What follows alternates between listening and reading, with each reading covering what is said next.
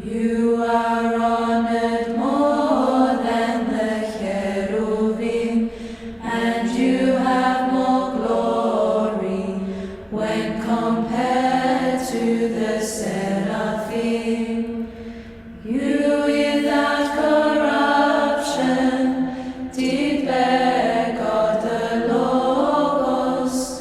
You are the Theotokos, you do we magnify. There are many miraculous holy icons of the most holy Theotokos on Mount Athos.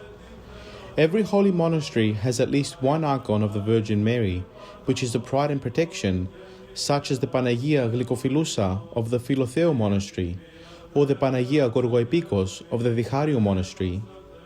However, in the minds of the Athonite monks and pilgrims, the Panagia Axion Estin in Caries stands out. The holy icon of Panagia Axion Estin is located in the Church of Protaton, the altars on Mount Athos. The Church of Protaton has this name because of the Protos, the head of all the monks of Mount Athos. This Church of the Theotokos is in Caries, the capital of Mount Athos, and was built shortly after 843 AD. The icon of Panagia Axion Estin is enthroned in the sanctuary of the church on the sacred altar. Its name is due to the hymn Axion Estin, the Megalinarion that the church sings after the consecration of the holy gifts in the divine liturgy. Archangel Gabriel sang this hymn for the first time. Near Protaton, on the site of the holy monastery of Pantokratoros, there is a deep valley with many monastic cells. In one of these cells lived a hero monk with his disciple. Because there is a custom to hold a vigil every Sunday at Protaton, one Saturday night the elder left for the vigil, telling his disciple to stay and perform the service in his cell. Just as night fell, someone knocked on the door. It was an unknown monk who asked to spend the night in the cell. At the time of the matins, they stood up to chant together. When they reached the hymn, Greater in honor than Timioteran, the disciple of the elder sang only, Greater in honor than the cherubim, until the end, while the unknown monk began the hymn with the following words: Truly it is right to call you blessed Theotokos, ever blessed and all pure and the mother of our God. And then he continued the rest of the hymn. The young disciple was surprised and said to the stranger, We have never heard these words, neither we nor the elders before us. He begged him to write the hymn for him so he could sing it as well, but there was no paper and pencil. So the stranger wrote the hymn on a tablet with his finger, and the letters were miraculously engraved as if he were moving his finger on clay. From now on, the stranger said, all the Orthodox will sing the hymn like this, and then he disappeared. This stranger was the Archangel Gabriel. He had been sent by God to reveal the angelic hymn to be sung in a way that best suits the Mother of God. When the elder returned to the cell and learnt of this wonderful event, he informed the Protos of Mount Athos and the General Assembly, showing the plaque with the engraved words of the hymn. After they had all glorified God and thanked the Virgin, they sent a tablet to Constantinople to the Patriarch and the Emperor with the whole narrative of the miracle in writing. Since then, this angelic hymn became known all over the world. The icon of the Virgin Mary, that was in the chapel of the cell where the miracle took place, was transferred to the Church of Protaton. That cell where the Archangel taught the hymn is called Axion Estin to this day, and the deep valley where it is situated has been called Arvin ever since, because it was there that the hymn was sung for the first time. This miracle happened on June 11, 980 or 982 AD. From the end of the 10th century, the hymn came into liturgical use and is chanted at the Divine Liturgy after the recitation of especially for our all holy, pure, most blessed, glorious Lady Theotokos and ever Virgin Mary, in the same tone as the cherubic hymn. Saint Paisios recounted an experience that he had with his holy icon. On Monday of Bright Week, I was sitting in the Archontariki and saying the Jesus Prayer. Suddenly, I felt a fragrance completely different. I went out into the hallway to see where it was coming from. I went to the church, nothing.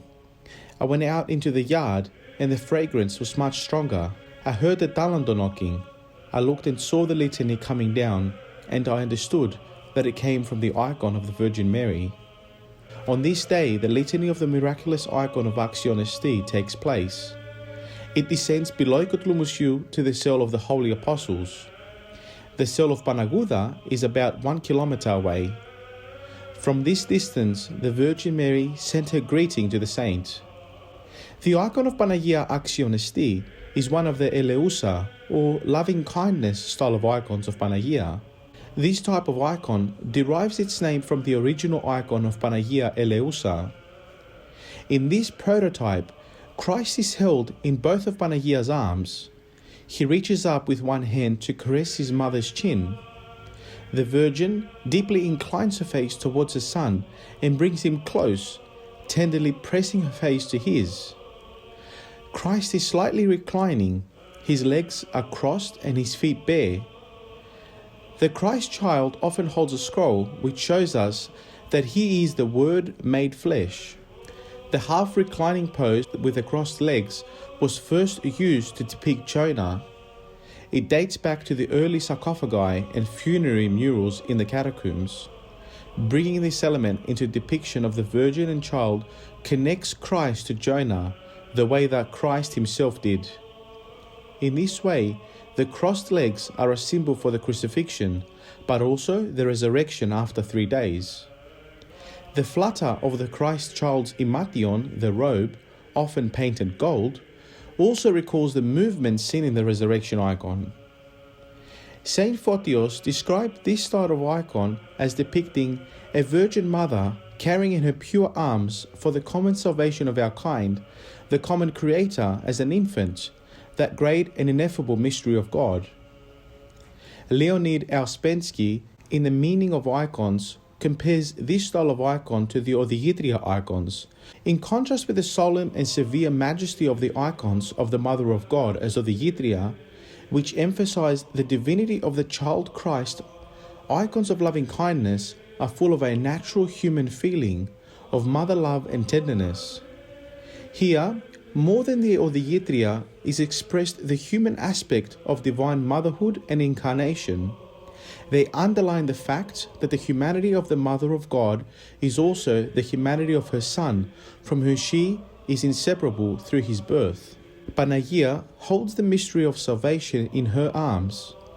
The sorrowful look of love on her face reminds us that we are bought with a price beyond measure. The Creator of the universe himself has come into the world to accomplish it, and in this is the inevitable mystery of God. There are many well-known examples of Eleusa icons, including the Vladimir icon of Theotokos and Panagia Kamariani, located in Australia. But one of the best known is Panagia Glycophilusa. The Panagia Glycophilusa icon, or sweet kissing icon, is so called as it depicts the Virgin Mary bending her neck towards an infant Christ to form a tight embrace, their cheeks pressed together to convey the tender, intimate and loving nature of the mother-son relationship. Although quite similar to the Panagia Eleusa icon, Panagia Glycophilusa displays greater affection. Panagia's facial expressions in this icon express sadness as she thinks of her son's coming crucifixion. The icon itself can be dated back to the iconoclastic period and was owned by the wife of a senator who supported the iconoclastic views of Emperor Theophilos. Upon discovering the icon, the senator ordered that his wife hand it over so that he might destroy it. To save the blessed icon, it was thrown into the sea and was seen to float away while standing upright in the water.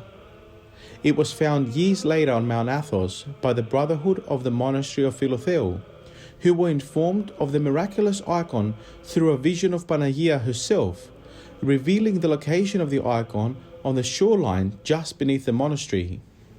As the abbot collected the icon from its resting place, a spring of fresh water began to pour forth and continues to do so today. Through her love for humanity, Panagia is the greatest intercessor for God's people. She is a source of protection and comfort as she lifts our prayers up to her Son. We see these at the wedding in Cana, when she approached the Divine Son and simply said, "They have no wine." It was here, after the request of his all-holy mother, that for the first time Christ publicly displays his powers over nature, even though he was not ready to begin his public ministry. If Christ heard his mother regarding the replenishing of wine at a wedding, he certainly hears her in regards to one's salvation. Saint Joseph the Hesychast states that our Panagia is the mother of mercy, the fountain of goodness, and her grace anticipates everywhere. As soon as you open your mouth to call her, she hastens as a true mother. Therefore do not hesitate to call upon her at every moment, and you will find her an unmercenary helper and physician in your afflictions.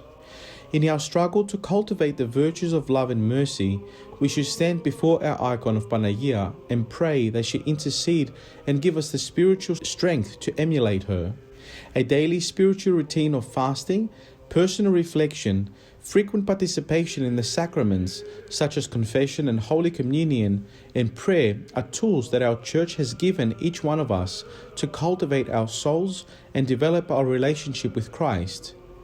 In this way, our hearts are softened, which, as Saint Ephrem the Syrian says, draws into the soul the Holy Spirit.